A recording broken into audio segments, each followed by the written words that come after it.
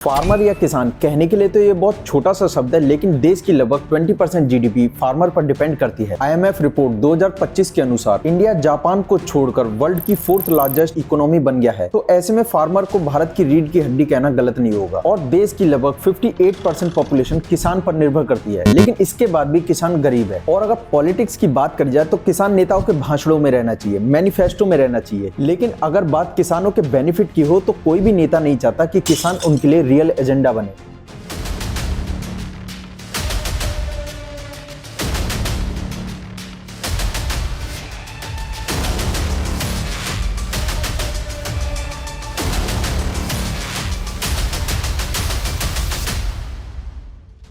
वैसे एग्रीकल्चर की बात करी जाए तो इंडिया चाइना के बाद 2nd लार्जेस्ट कंट्री है, जिसका फार्मिंग एरिया बहुत बड़ा है। और अभी इंडिया वर्ल्ड में 7th लार्जेस्ट कॉफी प्रोड्यूसर भी बन गया है और डिफरेंट तरीकों की फसल को पूरे वर्ल्ड में एक्सपोर्ट करता रहता है। लेकिन उसके बाद भी भारत का किसान गरीब है, परेशान है।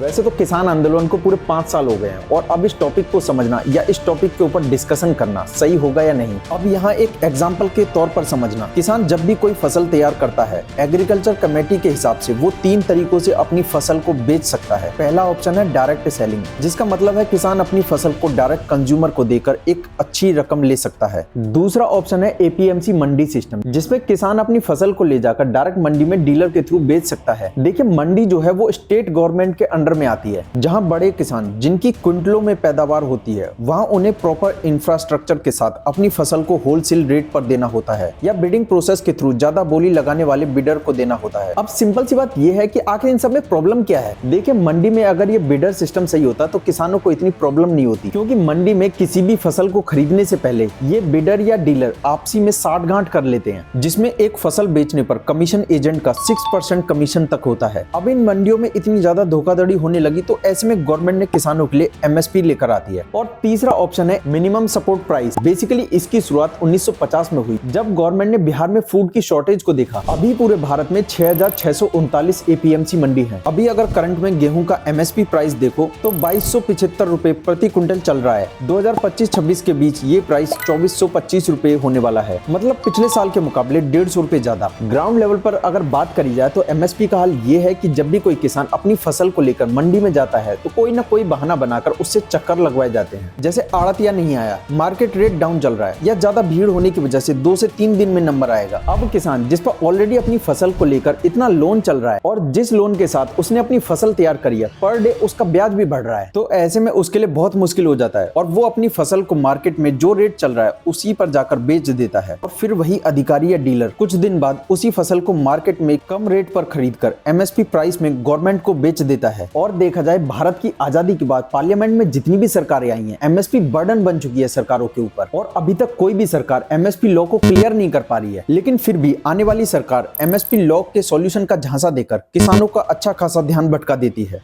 मिनिमम सपोर्ट प्राइस हर किसान के लिए वो सरदर्द बना हुआ है और सरकार के लिए वो मनमनसूबी करने का एक बहुत बड़ा तरीका बन गया। एक राज्य में गेहूं का मिनिमम सपोर्ट प्राइस एक होगा, बगल के राज्य में दूसरा होगा।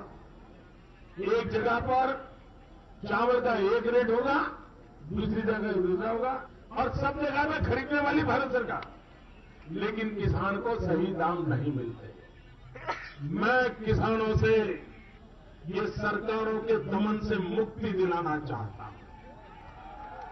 देखिए, मेरी ये डॉक्यूमेंट्री वीडियो आपकी नॉलेज के साथ हो सकता है किसान भाइयों के लिए बहुत इफेक्टिव हो, बट मैं अपने चैनल के थ्रू उत्तर प्रदेश, पंजाब, बिहार, राजस्थान और भी सभी राज्यों के किसान भाइयों के लिए बहुत बहुत धन्यवाद करना चाहूंगा, जिन्होंने देश की इकोनॉमी में इतना बड़ा योगदान दिया है। अगर मैं 2024 के करंट परचेज रेट की बात करूं तो वीट 2275 रुपए प्रति क्विंटल था, मतलब सरकार किसानों से गेहूं 22 रुपए 75 पैसे किलो के हिसाब से खरीदती है और आगे गवर्नमेंट को वही अनाज 2 से 3 रुपए प्रति किलो के हिसाब से मुफ्त राशन के तौर पर वापस लोगों को देना होता है। एग्रीकल्चर स्टडी के हिसाब से गवर्नमेंट को 92,000 का लॉस होता है हर साल, जिसमें कभी बारिश की वजह से फसल का खराब होना या फ्री राशन या फसल को स्टोर करने के लिए प्रॉपर इंफ्रास्ट्रक्चर नहीं होना। अब यहाँ मैं आपको फार्मर MSP बिल 2020 को बताकर बोर नहीं करूंगा, बस आप इतना समझ लीजिए अगर ये 3 बिल सही होते तो पंजाब, हरियाणा और अदर स्टेट के किसानों में इतना ज्यादा हंगामा नहीं होता। गवर्नमेंट के अनुसार इन 3 बिल के आने से काला बाजारी रुक सकती है और जरूरत पड़ने पर ये वापस लोगों के लिए काम आ सकता है। अब सवाल ये आता है कि MSP 2020 को लेकर पंजाब और हरियाणा में ही हंगामा इतना ज्यादा क्यों हो रहा है? तो इसका बहुत ही सीधा सा जवाब है, पंजाब और हरियाणा ये भारत के 2 ऐसे मुख्य राज्य हैं जहां इन स्टेट की इकोनॉमी एग्रीकल्चर बेस्ड है। अकेले हरियाणा बासमती राइस का 60% कंट्रीब्यूशन करता है, तो वहीं दूसरी तरफ पंजाब 17% वीट प्रोड्यूसर है इंडिया का, और पंजाब को इंडिया का रिचेस्ट एग्रीकल्चर स्टेट भी बोला जाता है। 1947 के बाद अभी तक भारत में जितनी भी सरकारें आई हैं, किसी ने भी किसानों की इनकम ग्रोथ में ज्यादा सुधार नहीं करा। इकोनॉमिक सर्वे कहता है कि पिछले 5 सालों में किसानों की आय में 4.18% की ग्रोथ हुई है। तो वहीं दूसरी तरफ अगर मैं बात एक पॉलिटिशियन की करूं तो पिछले 20 सालों में एक पॉलिटिशियन की सैलरी में 1250% की ग्रोथ हुई है, जिसमें इनकी रिटायरमेंट पेंशन अलग से। और अगर बात टैक्स की करूं तो एक कार खरीदने पर एक आम आदमी को 12% तक टैक्स देना होता है, तो वहीं ट्रैक्टर खरीदने पर 28% तक टैक्स देना होता है। खेती से अगर एवरेज मंथली इनकम की बात करी जाए तो एक किसान को 12,000 रुपए से भी कम सैलरी मिलती है, और वो भी तब जब उसकी फसल मंडी में अच्छे रेट पर बिकी हो। तो वहीं देखा जाए तो दूसरी तरफ एक ट्रैक्टर की EMI 16,500 रुपए से भी ज्यादा होती है। देखिए इतनी सारी प्रॉब्लम होने के बाद भी भारत का किसान खुश है। देखिए किसानों की प्रॉब्लम को सॉल्व करना किसी भी गवर्नमेंट के लिए कोई बड़ी बात नहीं है, बस थोड़े से बदलाव और देखरेख की जरूरत है। और गवर्नमेंट को ये कभी नहीं भूलना चाहिए कि जिस देश को वर्ल्ड की चौथी महाशक्ति बोला जाता है, उसमें ज्यादातर सैनिक किसी अमीर या पॉलिटिशियन फैमिली के नहीं, किसान के बच्चे ही हैं। धन्यवाद।